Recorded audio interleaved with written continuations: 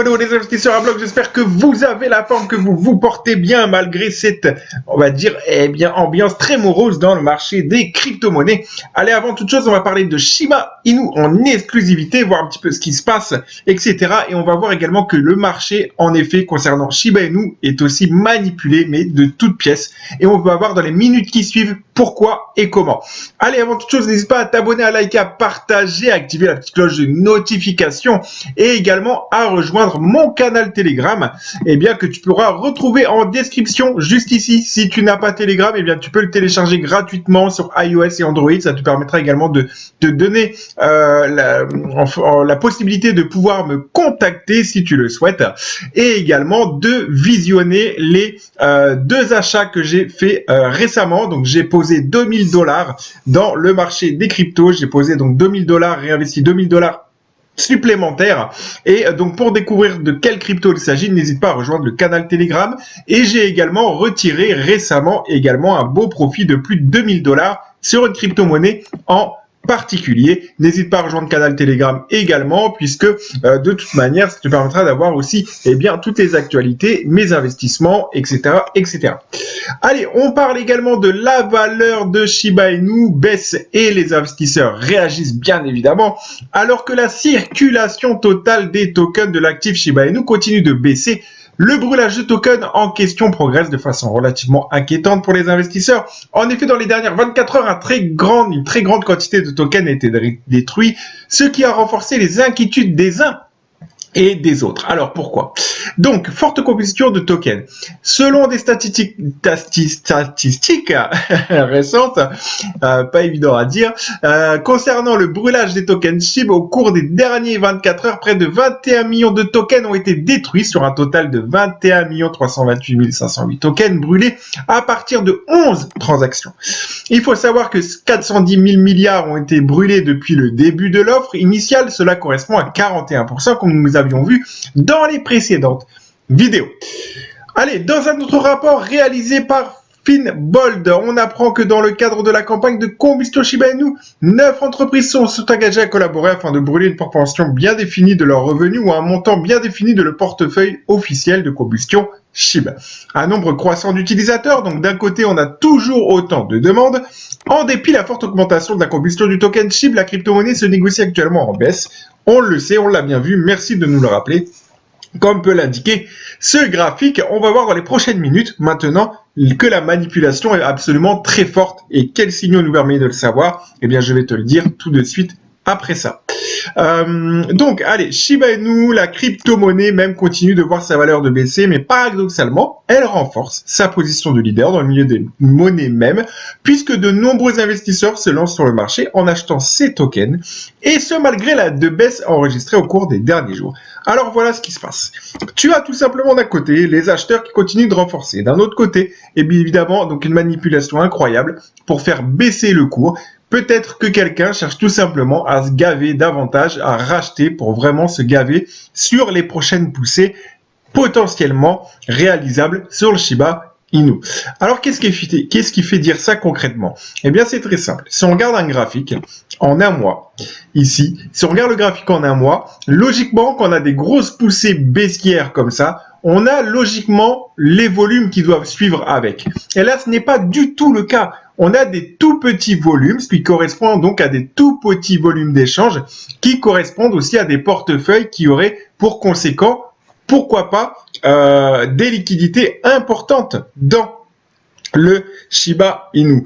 Donc, si on a très peu de volume, ça veut dire que derrière, évidemment, il n'y a pas autant de puissance que initialement, lorsque l'on connaît tout simplement des poussées similaires, des grosses tombées, on va dire, des grosses poussées vendeuses. Qu'est-ce qui se passe derrière? C'est qu'on a des jambes de volume qui sont très élevés. Et là, ce qu'on regarde, c'est qu'on n'a pas du tout des jambes de volume qui sont très élevées, comme ce fut le cas ici, par exemple, la première fois, comme ce fut le cas ici la deuxième fois. Et remarque qu'on a eu une descente assez drastique depuis le début, et depuis le début, on a des volumes inférieurs à celle-ci, tout le temps.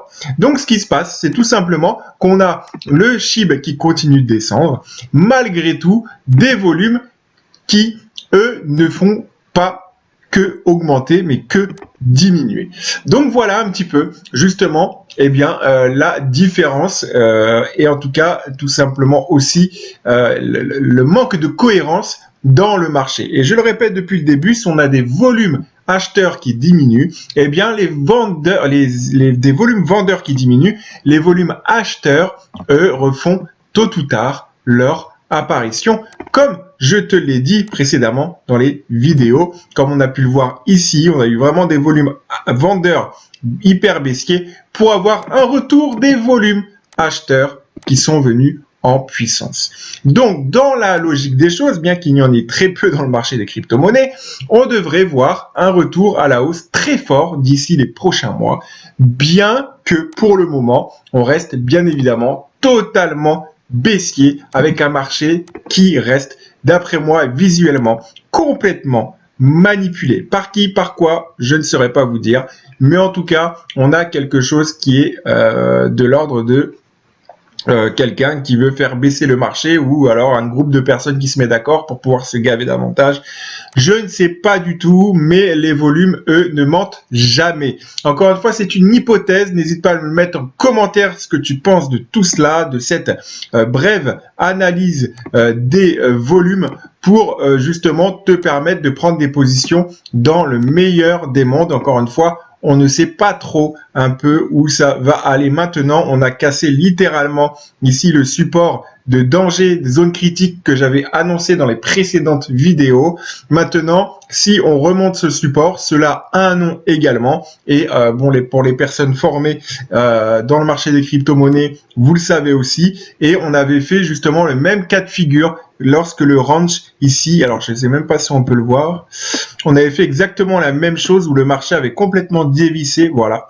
Voilà, ici, tu vois, regarde, on avait fait exactement la même chose ici, où le marché avait complètement dévissé. Souviens-toi, tout le monde disait ouais, il va être listé et tout, c'est bon, machin, nana. Là, on a eu plein de vidéos qui disaient la mort du Shiba, etc., etc. Et là, on a complètement dévissé. Et juste ici, il y a un mec qui a acheté pour, souviens-toi, 3 millions d'euros.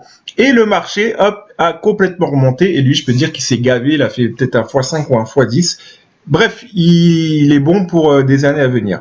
Voilà, donc on a eu justement ce crack qui s'est fait ici, juste ici, on avait cassé un support majeur également. On est venu en dessous et on est remonté. Ceci a un nom, ça fait partie de l'analyse, des choses à savoir parmi tant d'autres pour rentrer au bon moment dans le marché des crypto-monnaies. Il n'y a pas que ça à prendre en compte et je t'invite vraiment à te former. Tu peux aller faire un tour en description si tu le souhaites. Tu as le matériel nécessaire.